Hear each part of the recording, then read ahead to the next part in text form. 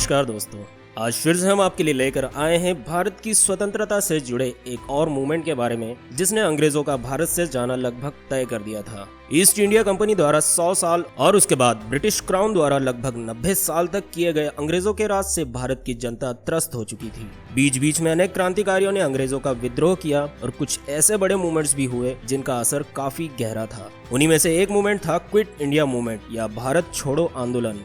1942 में हुए इस मूवमेंट के बारे में हम आपको आज थोड़ा डिटेल में बताएंगे। आप कमेंट्स और लाइक्स के थ्रू हमें बताइए कि ये वीडियो आपको कैसा लगा और इस चैनल को सब्सक्राइब करना ना भूलें, जिससे आप तक देश और दुनिया से जुड़े ऐसे वीडियोस लगातार मिलते रहें। क्विट इंडिया मूवमेंट की शुरुआत वर्ल्ड वॉर 2 के समय 8 अगस्त 1942 को ये मूवमेंट महात्मा गांधी द्वारा शुरू किया गया था। अखिल भारतीय समिति की एक मीटिंग में इस मूवमेंट का प्रस्ताव रखा गया था और इसे अंग्रेजों भारत छोड़ो का नाम दिया गया। बाकी मूवमेंट्स की तरह इस मूवमेंट का मुख्य उद्देश्य भारत को अंग्रेजों से जल्द मुक्त कराना था।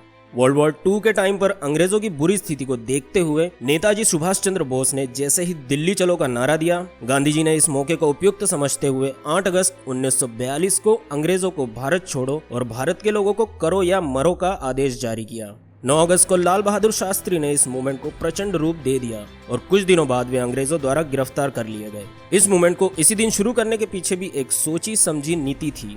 9 अगस्त 1924 में राम प्रसाद बिस्मिल द्वारा अंग्रेजों के खिलाफ होकर एक अंग्रेजों की खजाने से भरी एक ट्रेन लूटी थी। इस घटना को काकोरी कांड के नाम से जाना जाता था और इस दिन को याद रखने के लिए भगत सिंह द्वारा इस दिन को काकोरी कांड दिवस के रूप में देश में मनाया जाता था और काफी लोग इस दिन को याद करते हुए एकत्रित होते थे। 9 की सुबह जैसे ही यह मूवमेंट शुरू हुआ, गांधी जी और अन्य सभी बड़े नेताओं को गिरफ्तार कर लिया गया, लेकिन लोगों तक इसका संदेश पहुंच चुका था। अब लोग बड़ी संख्या में सरकार के विरोध में आने की तैयारी कर चुके थे और सबसे ज्यादा युवा इसके समर्थन में थे। युवाओं ने कॉलेज की जगह पर जेल जाने का फैसला लिया। लाखों की संख्या में लोगों ने इस मूवमेंट में अपनी भागीदारी देकर इसे मजबूत किया और इसका नतीजा ये हुआ कि अब अंग्रेजों को लगने लगा कि भारत अब आजादी लेकर ही मानेगा। ब्रिटिश सरकार को इस मूवमेंट को रोकने के लिए साल भर से ज्यादा का समय लगा। 1944 को जब विश्व युद्ध समाप्त हुआ तो गांधी जी को जेल से रिहा कर दिया गया। 1945 में ब्रिटिश में लेबर पार्टी सत्ता में आई और ये पार्टी भारत की स्वतंत्रता के पक्ष में थी।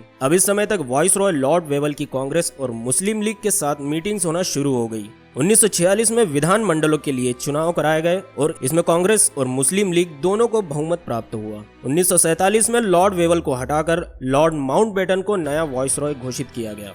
इसी बीच में मोहम्मद अली जिन्ना ने एक अलग देश पाकिस्तान की मांग भी रख दी थी। गांधी जी भारत का विभाजन नहीं चाहते थे, लेकिन अंत में कोई रास्ता ना देखते हुए लॉर्ड माउंटबेटन ने फाइनली ये घोषणा कर दी कि भारत को ब्रिटिशर्स से आजादी दे दी जाएगी, लेकिन भारत का विभाजन भी होगा।